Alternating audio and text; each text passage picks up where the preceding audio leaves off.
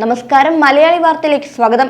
ചലച്ചിത്ര academy chairman സ്ഥാനം രഞ്ജിത്ത് രാജിവെച്ച ശേഷവും പോലീസിൽ പരാതിക്കില്ലെന്നായിരുന്നു ബംഗാളി നടി വിശദീകരിച്ചത്. അടുത്ത സുഹൃത്തുക്കളോടും അവരത് പറഞ്ഞിരുന്നു. എന്നാൽ ആ നിലപാടെടുത്ത നടിയെ അപമാനിക്കുകയും അവഹേളിക്കുകയുമായിരുന്നു രഞ്ജിത്ത് പിന്നീട് ചെയ്തത്. ആരോപണം പരസ്യമായി നിഷേധിച്ച രഞ്ജിത്ത് നടിയെ കോടതി കയറ്റുമെന്നും പ്രഖ്യാപിച്ചു. ഇതോടെ അവർക്ക് പരാതി കൊടുക്കേണ്ടിയും വന്നു. യഥാർത്ഥ CPM അനുഭാവിയാണ് ബംഗാളി നടി. അതുകൊണ്ട് തന്നെ ഇലയ്ക്കും മുള്ളിനും കേടില്ലാതെ പ്രശ്നം തീർക്കാൻ ചിലർ ശ്രമിച്ചിരുന്നു. അവരെ പോലും രഞ്ജിത്തിന്റെ രാജിക്ക് ശേഷമുള്ള ഓഡിയോ സന്ദേശം ഞെട്ടിച്ചു. അങ്ങനെ രഞ്ജിത്തിനെതിരെ പോലീസിൽ പരാതിയും എത്തി. ബംഗാളി നടിയുടെ പരാതിയിൽ സംവിധായകൻ രഞ്ജിത്തിനെതിരെ കേസെടുത്ത് കൊച്ചി നോർത്ത് പോലീസ്.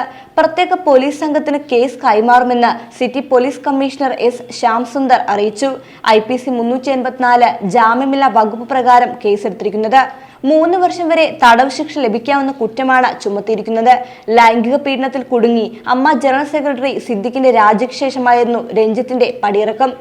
ഈ രാജി എഴുതി വാങ്ങാൻ രഞ്ജിത്തിൽ സമ്മർദ്ദം ചെലുത്തിയവരും ഇനി കേസൊന്നും ഉണ്ടാകില്ല എന്ന പ്രതീക്ഷയിലായിരുന്നു. ഇത് രഞ്ജിത്തിനെയും അറിയിച്ചു. അതിനുശേഷവും ബംഗാളി നടിയെ രഞ്ജിത്ത് പ്രകോപിപ്പിച്ചു. അതുകൊണ്ടാണ് ഇമെയിലിൽ പരാതി കിട്ടിയപ്പോൾ തന്നെ കേസെടുത്തത്. ഇനി രഞ്ജിത്തിന് മുൻകൂർ ജാമ്യം എടുക്കേണ്ടി വരും, അല്ലെങ്കിൽ അറസ്റ്റ് ചെയ്ത് ജയിലിലടയ്ക്കും. സത്യമറിയാതെയാണ് പലരും ആക്രമണം നടത്തുന്നത്. പാർട്ടിക്കെതിരെയും സർക്കാരിനെതിരെയും സംഘടിതമായ ആക്രമണമാണ് നടക്കുന്നത്. പാർട്ടിയെ ചെളിവാരി എറിയാൻ തന്റെ പേര് ഉപയോഗിക്കുന്നത് അപമാനകരമാണ്. ഞാൻ എന്ന വ്യക്തി കാരണം സർക്കാർ പ്രതിച്ഛായയ്ക്ക് കളങ്കമേൽക്കുന്ന പ്രവൃത്തി തന്റെ ഭാഗത്തു നിന്നും ഉണ്ടാവില്ലെന്നും നിയമപരമായി തന്നെ സത്യം തെളിയിക്കുമെന്നും രഞ്ജിത്ത് വിശദീകരിച്ചു. നടി പറഞ്ഞതിൽ ഒരു ഭാഗം കള്ളമാണെന്നും അദ്ദേഹം പറഞ്ഞു. ഇത്തരമൊരു സാഹചര്യത്തിൽ സർക്കാർ സംവിധാനത്തിന്റെ ഭാഗമായി തുടരുന്നത് ശരിയല്ലെന്ന് തോന്നിയതിനാലാണ് രാജി സമർപ്പിച്ചത് എന്നായിരുന്നു വിശദീകരണം. ഈ പ്രസ്താവനയാണ് പോലീസിൽ കേസ് നൽകുന്നതിലേക്ക് ബംഗാളി നടിയെ പ്രേരിപ്പിച്ചത്.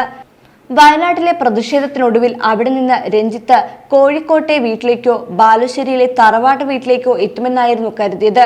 എന്നാൽ കോഴിക്കോടുള്ള മറ്റൊരു വീട്ടിലാണ് രഞ്ജിത്ത് ഉള്ളതെന്നാണ് സൂചന. അറസ്റ്റ് ഒഴിവാക്കാനുള്ള ഒളിവ് ജീവിതം അഭിഭാഷകരുമായി രഞ്ജിത്ത് സംസാരിച്ചിട്ടുണ്ട്.